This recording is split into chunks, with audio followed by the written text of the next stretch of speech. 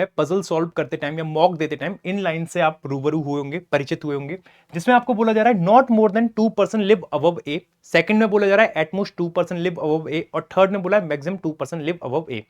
कोई भी आपको लाइन मिल जाए इन तीनों में से, तीनों का मतलब सेम ही होता है, घबराने की जरूरत नहीं है। कहीं पे प्रॉब्लम अगर आती है, काफी लोगों को समझ में नहीं आता कि sir not more than 2% live above A का मतलब क्या हो गया, एटमोस्ट 2% लिव अबव ए का मतलब क्या हो गया, और मैक्सिमम 2% लिव अबव ए का मतलब क्या हो गया।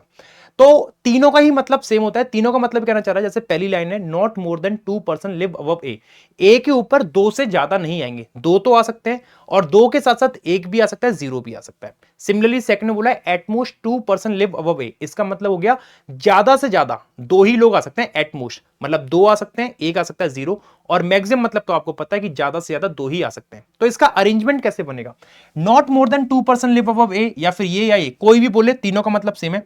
ए के ऊपर ज्यादा से ज्यादा दो आ सकते हैं, या फिर ए के ऊपर एक आ सकता है, या फिर ए के ऊपर एक भी नहीं आ सकता। तो ये तीन पॉसिबल केसेस बनते हैं इस पर्टिकुलर लाइन का। तीनों में से कोई भी लाइन बोले, इसका मतलब सेम यही होता है।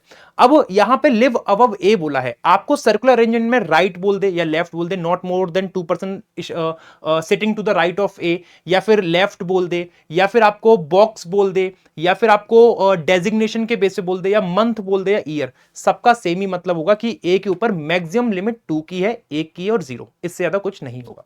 आई होप आप सभी को ये क्लियर हो गया होगा। Thank you.